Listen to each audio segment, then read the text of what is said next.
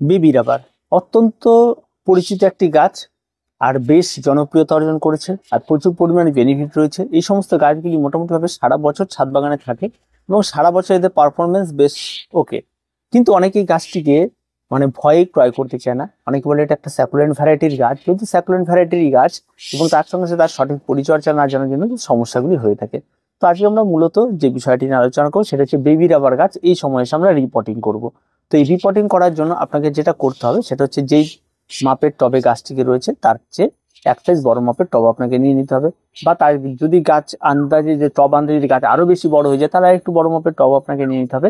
এবার টব নেওয়ার পর আপনাকে যেটা করতে হবে সেটা হচ্ছে মাটির মিশ্রণ। এই মাটির মিশ্রণটা অবশ্যই স্যাকুলেন্ট ভ্যারাইটি, যেমন আমরা মাটির মিশ্রণটা করি যে একটা বেশি পরিমাণ আমরা বালি নিই, তার সঙ্গে অল্প পরিমাণ কম্পোস্ট নিই এবং বিভিন্ন ধরনের মিডিয়া মিশিয়ে আমরা মাটির মিশ্রণ করি। ঠিক এখানেও ওই পদ্ধতিটা আপনাকে অ্যাপ্লাই করতে হবে। এখানে আপনি ঠিক এখানে যেটা করবেন সেটা আপনি একদম পুরো 50% মাটি, তার সঙ্গে আপনারা 40% বালি আর 10% আপনাদের নিতে হবে সার, যেটাকে আমরা বলি ভার্মি কম্পোস্ট হোক, গোবর সার হোক, এটা দিতে হবে। এটা দিয়ে একটা সুন্দর করে একটা ওয়েলডেনেস মাটি তৈরি করতে হবে, কম্পোস্ট মাটি।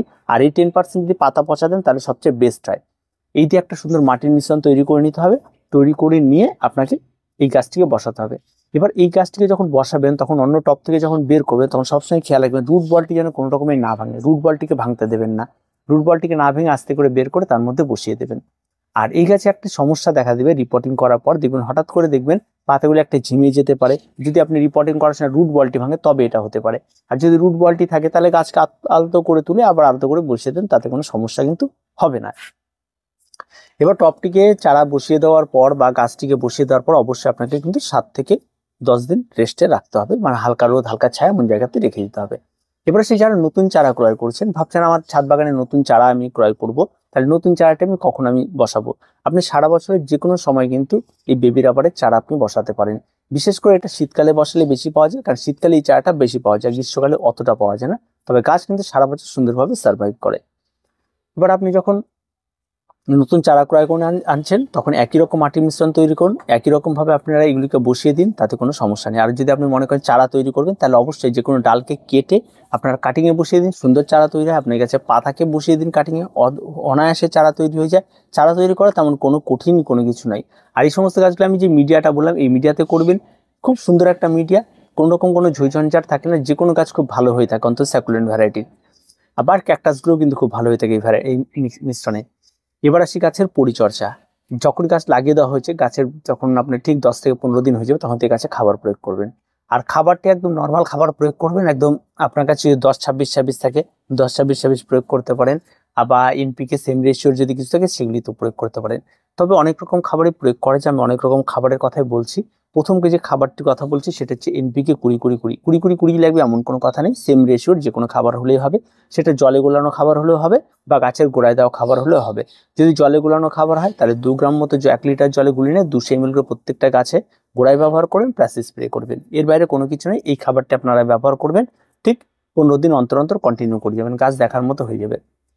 আর একটা খাবার রয়েছে যেটা বললাম এনপিকে 10-26-26, এটা মূলত ভাবে লিকুইড সয়েলেবল কম পাওয়া যায়, গোড়ায় ব্যবহার করে। এই খাবারটি গোড়ায় যদি আপনি ব্যবহার করেন, এই খাবারটি ঠিক একই ব্যাপার 1 মাসে একবার করে আপনি ব্যবহার করবেন এবং প্রত্যেক মাসে গাছের গোড়ায় 10 থেকে 15 দানা করে ব্যবহার করবেন। আর এই খাবারটি ব্যবহার করার পরে 15 দিন পর কিন্তু অবশ্যই আপনারা এই খাবারটিকে আবার জলে গুলে আপনি 1 লিটার জল নেবেন, অন্তত 2 থেকে 3 গ্রাম দিয়ে তার 200 ml করে আপনারা ব্যবহার করবেন। গাছের গোড়ায় একবার দেবেন, 15 দিনে একবার গাছের গোড়ায় 10 থেকে 15 দানা, আর 10 থেকে 15 দানা 1 লিটার জলে গুলিয়ে নিয়ে ঠিক আর তার 15 দিনে এটা ব্যবহার করুন। এটা কিন্তু মাসে 2 বার করে হবে। এতেও কিন্তু গাছ কিন্তু অনেক ভালো রেজাল্ট পাবেন এবং খুব সুন্দর হবে। এবার সেই জৈব খাবারে আপনি যদি মনে করেন যে আপনার ছাদ বাগানে শেড রয়েছে, গাছের গোড়ায় জল পড়ে বা বৃষ্টির জল জমার কোনো বিষয় নেই, তাহলে আপনি জৈব খাবার এখানে ব্যবহার করতে পারেন। মিক্স খাবার বর্তমান বাজারে কিন্তু প্রচুর পাওয়া যায়। আপনি চাইলে হাড় গুঁড়ো, শিংকুচি, নিমখোল সব সমান সমান দিয়ে এবং তার সঙ্গে ভার্মি কম্পোস্ট যোগ করে মিক্স খাবার তৈরি করে 1 মুঠো গাছে ব্যবহার করতে পারেন। এবং সেটা কিন্তু অবশ্যই আপনারা এই খাবারটি কিন্তু মাসে একবার করেই ব্যবহার করতে হবে, আর কিন্তু ব্যবহার করতে পারবেন না। তো এই খাবারগুলি, এতগুলি খাবার রয়েছে, আপনার যেটা পছন্দ সেটা করতে পারেন। তবে অবশ্যই বলবো সরিষার খোল পচা জল এই সমস্ত গাছগুলিতে ব্যবহার করবেন না, গাছে ডিস্টার্ব করে। তো আপনি যেভাবে বুঝবেন, আপনার যেটা মনে হবে সেটা ভালো করবেন। সবজি পচা জল, ইভেন লিকুইড তরল খাবারগুলি ব্যবহার না করাটাই ভালো, তাতে গাছ কিন্তু যথেষ্ট বিগড়ায়। তো যেই খাবারগুলি বললাম এই খাবারগুলি আপনারা এই সমস্ত গাছে ব্যবহার করবেন। এবার রোগ পোকামাকড় অত্যন্ত লক্ষ্মী গাছ, কোন রকম কোনো রোগ পোকামাকড় এই সমস্ত গাছগুলিতে হয় না, এটা আপনাদেরকে জানিয়ে রাখি। আর যেটা হয় সেটা মাঝে মধ্যে ফাঙ্গালের আক্রমণ ঘটতে পারে, তেমন কোনো কিছু নয়। যদি গাছের গোড়ায় প্রচুর জল জমে ভেজা থাকে তবে এটা হয়, তাছাড়া কোনো রকম কোনো সমস্যা কিন্তু নেই। আর সানলাইট, একদম শেডি সানলাইট ভীষণ রকম ভাবে পছন্দ করে, কড়া সূর্যালোক মোটেও পছন্দ করে না। একদম শেডি জায়গা থাকবে, সকালে ঘুম থেকে ওঠার পরে একটু হালকা 2 ঘন্টা রোদ লাগবে, সকালে রোদ লাগবে, তারপর সারাদিন হালকা ছায়া ছায়া জায়গা থাকবে, দারুণ হয়ে যাবে। আর এই গাছটি মূলত অনেকে বলে ইনডোর করা যাবে, কিন্তু ইনডোরে আপনি করতে পারবেন, একদম যেখানে আপনার জানলা রয়েছে উইন্ডো রয়েছে সেরকম জায়গা দেখে আপনারা সেরকম জায়গাতে করতে পারবেন, কোনো রকম কোনো সমস্যা নেই। আর সবসময় খেয়াল রাখবেন গাছের গোড়ায় যেন জল একেবারেই না জমে, আর গাছের গোড়ায় জল জমলে কিন্তু এই সমস্ত গাছগুলিতে সমস্যা তৈরি হবে। আর তাছাড়া তেমন কোনো রকম কোনো পরিচর্যা নেই। এই বেবি রাবারে খুব সুন্দর গাছ, প্রত্যেকে করতে পারবেন, খুব সহজ সরল গাছ। গাছগুলি নার্সারিতে মূলত কিনতে গেলে আপনার কাছ থেকে 150 থেকে 200 টাকা দাম নিতে পারে, তবে চারার হাইট উচ্চতা অনুযায়ী দাম হয়ে থাকে। তো তেমন কোনো কিছু নেই, সবাই করতে পারবে। তো আজকে এই পর্যন্ত, দেখা হচ্ছে পরবর্তী ভিডিওতে। প্রত্যেকে ভালো থাকবেন, প্রত্যেকে সুস্থ থাকবেন, আর চ্যানেলটিকে অবশ্যই সাবস্ক্রাইব করে রাখবেন।